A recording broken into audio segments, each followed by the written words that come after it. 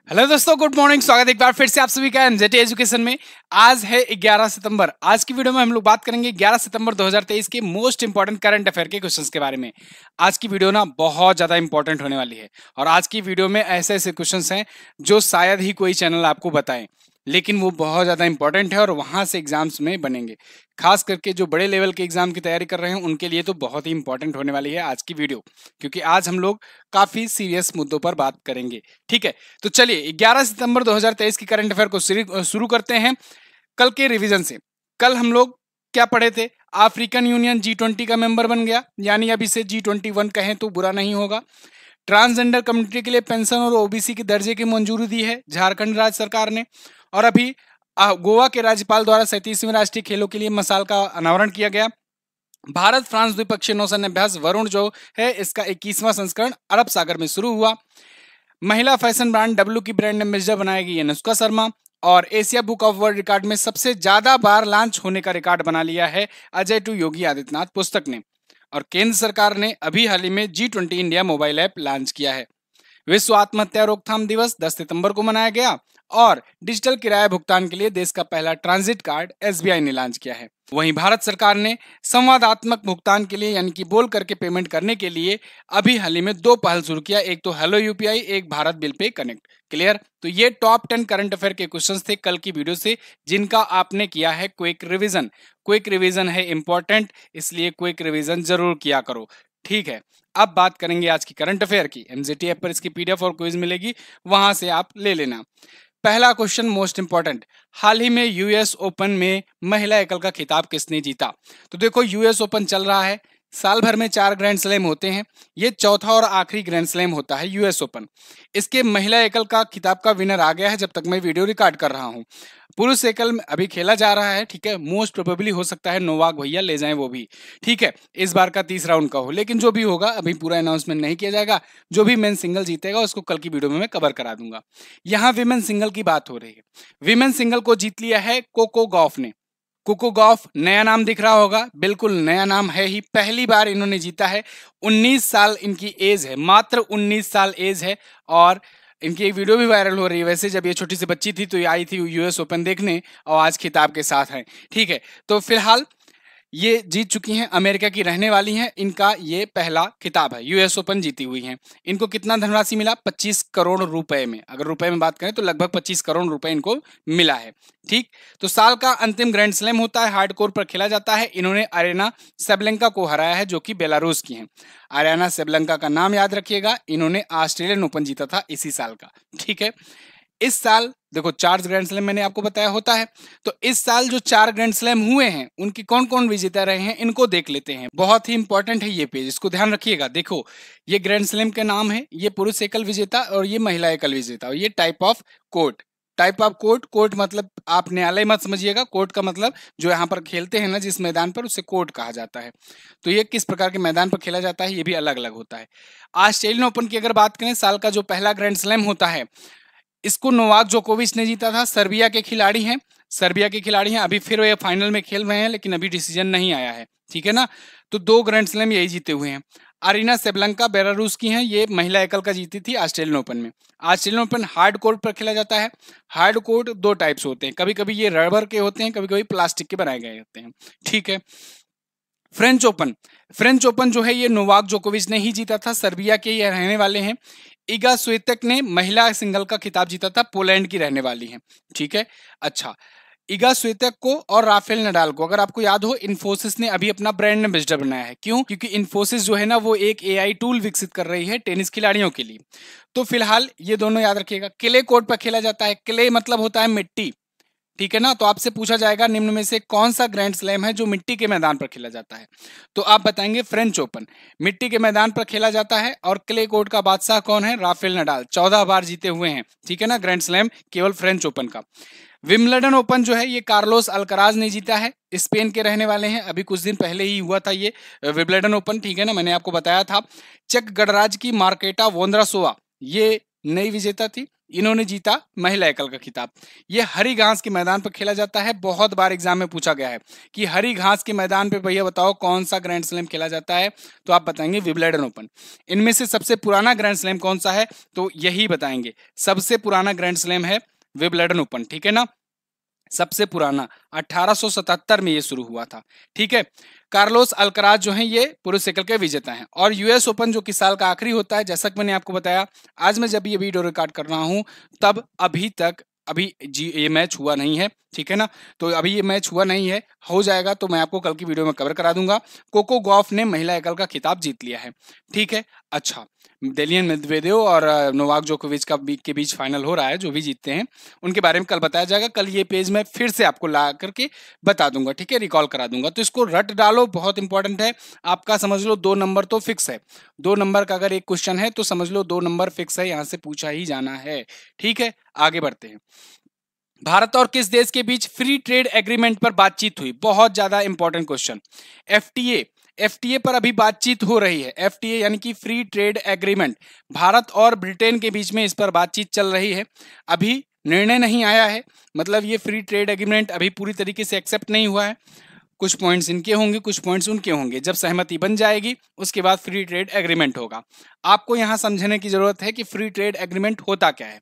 अब देखो, जब एक देश दूसरे देश से व्यापार करते हैं तो टैक्स भी देना पड़ता है, ऑब्वियस सी बात है, देना ही पड़ेगा भाई। उनके कंट्री में जाओगे कोई माल बेचने, वो लोग टैक्स भी लेंगे, ठीक है, सभी देश करते हैं। लेकिन ये टैक्स जब बहुत ज्यादा रहता है ना तो व्यापारियों को दिक्कत होती है व्यापार करने में।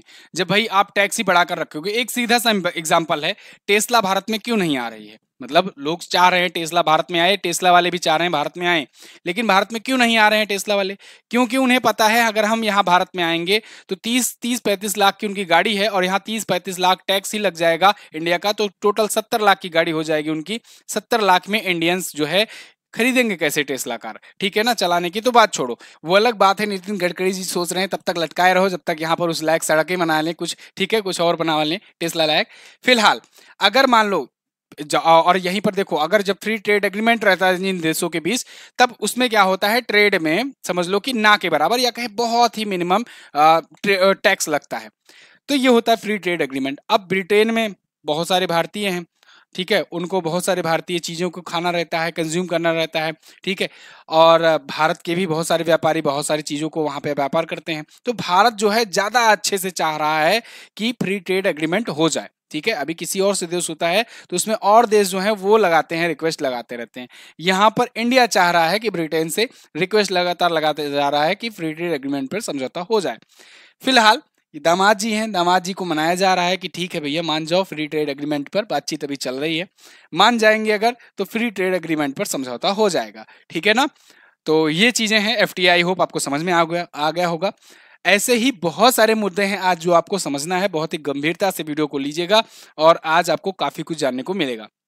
अगला क्वेश्चन, हाल ही में किस देश ने ग्लोबल बायोफ्यूल अलायंस की घोषणा की। तो देखो, ग्लोबल बायोफ्यूल अलायंस की घोषणा हुई है, एक नया अलायंस बनाया जा रहा है, भारत ने इसकी घोषणा की है। G20 समिट में ही इसकी घोषणा हो गई। देखो मोदी जी ना बड़ा चालू हैं, मोदी जी जो हैं G20 समिट हो रही थी, बाइडन को ऐसे लेके गए, कहे चलो भैया आओ, ये दिखाते हैं, वो दिखाते हैं, वो दिखाते हैं। उसके बाद कहे कि आओ यहाँ पर एक जगह पर एक कॉन्फ्रेंस हाल में ले गए। उसके बाद कहे सब लोग ऐसे हाथ करके खड़े हो जाओ। पीछे क्या है, पीछे है ग्लोबल बायोफ्यूल अलायंस। हम लोग भैया इस अलायंस के हो गए सदस्य। तो ये सभी देश जो हैं ये ग्लोबल बायोफ्यूल अलायंस पर सहमति जता लिए।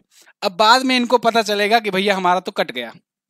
कैसे, देखो, यूएस हो, रसिया हो, सऊदी अरब हो या ओपेक की कोई कंट्रीज हो, इन लोग का बहुत बड़ा हिस्सा इकोनॉमी का है तेल बेच करके। यूएस भी तेल बेचता है, ठीक है। तो अब ये लोग जो हैं फ्यूल बेचते हैं, फ्यूल से अच्छी खासी कमाई होती है इनकी, क्रूड ऑयल से, ठीक है। अब यहाँ पर बात हो रही है बायोफ्यूल की। बायोफ्यूल क्या है, मैंने आपको अगर याद हो तो पहले बताया था इससे पहले कि दुनिया जो है आने वाले टाइम पर बायोफ्यूल पर काम कर रही है और खास करके इंडिया जैसे देश जो है वो तो तेजी से बात कर रहे हैं। बायोफ्यूल मतलब जैसे इथेनॉल हो गया, ठीक है, या फिर और कोई बायोलॉजिकल फ्यूल, मतलब जिसमें ना कार्बन का एमिशन भी कम हो।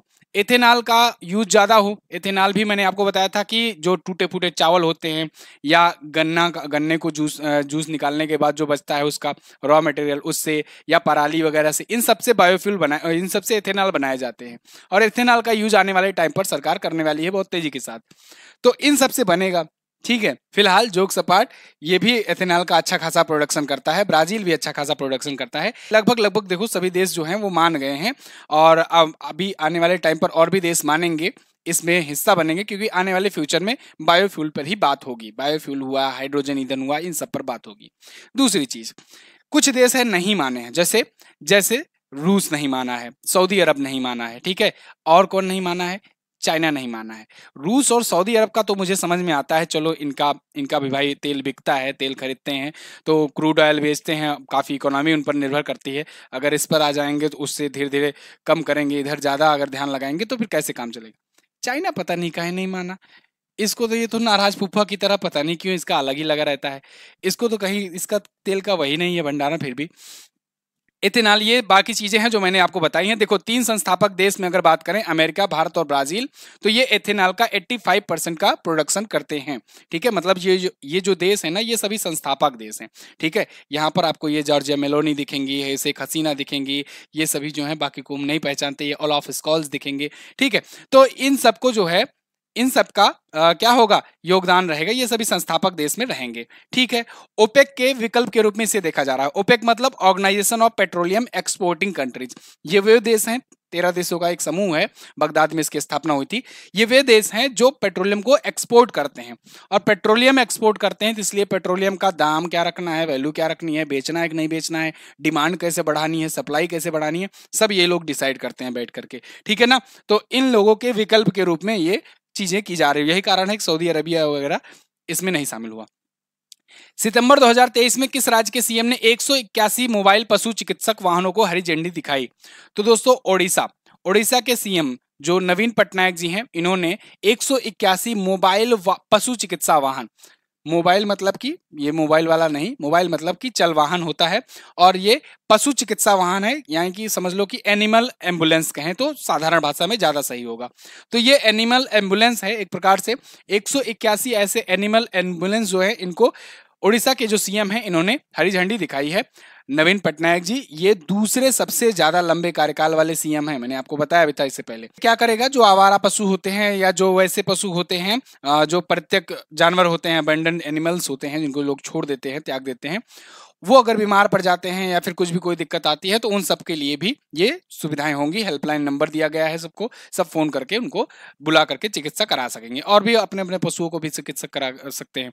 ठीक है, अगर आपको याद हो तो मैंने आपको ए हेल्प नाम से एक बताया था, पहल शुरू किया गया था, सबसे पहले उत्तराखंड ने शुरू किया था।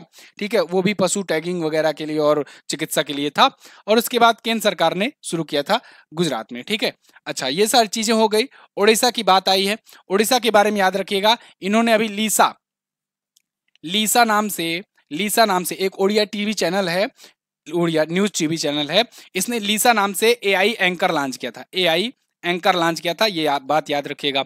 ओडिशा ने ही होस्ट किया हॉकी विश्व cup, hockey world cup host किया, जिसको जीत करके ले गया जर्मनी। ठीक है ना, हॉकी विश्व कप 2023 जीता कौन? जर्मनी। ठीक है ना, बेल्जियम को हरा करके, ये बात ध्यान रखिएगा। ओडिशा गवर्नमेंट जो है, ये हॉकी के भारत के जितने भी प्रकार की टीमें हैं, जूनियर सीनियर सब, महिला पुरुष सबको ये क्या करते हैं, स्पॉन्सर करती है। ठीक है, ऐसा करने वाली भी इकलौती गवर्नमेंट है। आगे देखते हैं, हाल ही में किस राज्य ने अपनी नई सामरिक परमाणु हमला पनडुब्बी हीरो किम कुन ओके लॉन्च किया? हीरो किम कुन ओके किसने लॉन्च किया? नॉर्थ कोरिया ने। नॉर्थ कोरिया भाई, इनका तो अलग ही चल रहा है। किम जोंग उन है, यहाँ पर तो दिख नहीं रहे फिलहाल।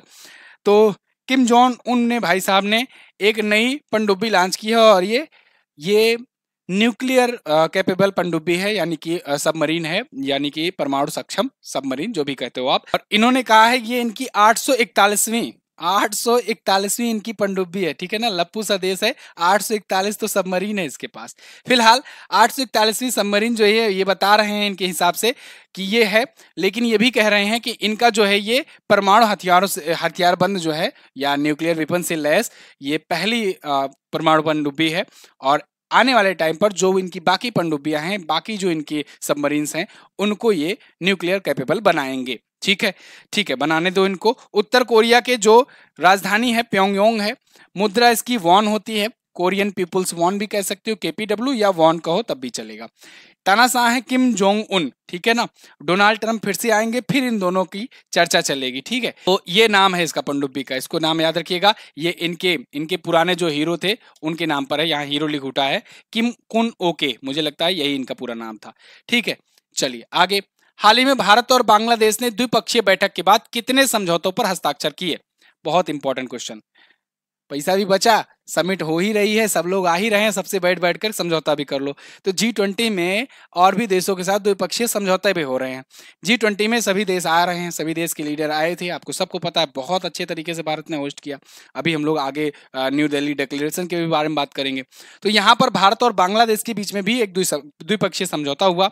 इसमें 3 समझौतों पर हस्ताक्षर किए गए। शेख हसीना जी दिख रही हैं और पीएम मोदी जी दिख रहे हैं, दोनों ने 3 मुद्दों पर समझौते किए 8 सितंबर को, ठीक है। कौन कौन से?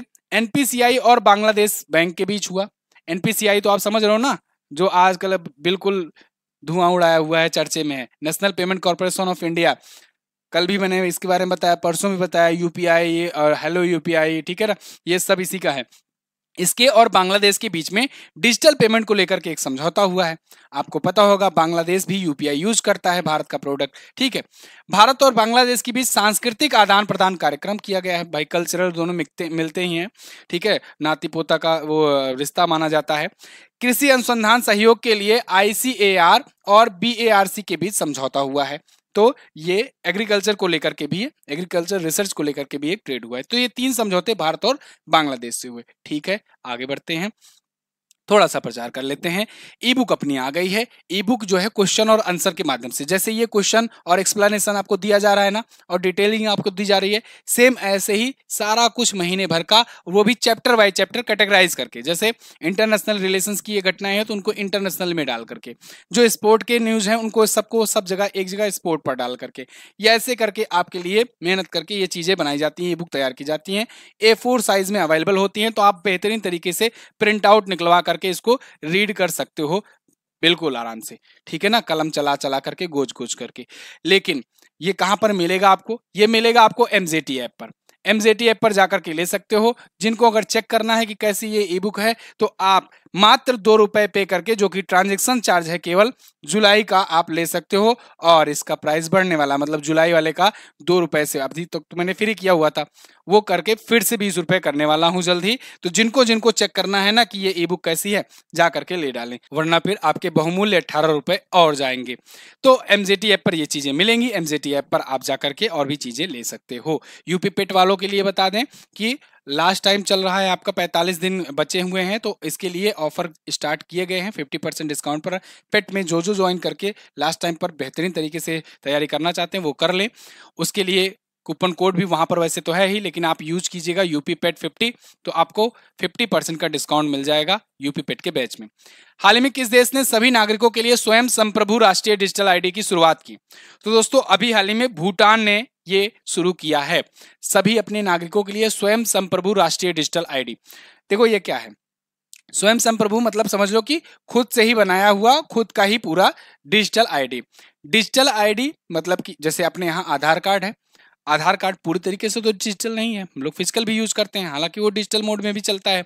ऐसे ही ये लोग भूटान वाले जो हैं, ये ब्लॉकचेन तकनीकी से, ब्लॉकचेन बेस्ड टेक्नोलॉजी से ये अपना self sovereign national digital ID launch कर रहे हैं, ठीक है ना। भूटानी सरकार की वाणिज्यिक और निवेश शाखा ने ये शुरू किया है, नाम है ड्रग होल्डिंग एंड इन्वेस्टमेंट्स, ठीक है। भूटान के बारे में बात करें तो राजधानी इसकी थिम्पू है, प्रधानमंत्री लोटे शेरिंग और मुद्रा इसकी गुलत्रुम है। क्लियर? आगे। हाल ही में किस राज्य के पूर्व सीएम को सीआईडी ने भ्रष्टाचार के आरोप में गिरफ्तार किया?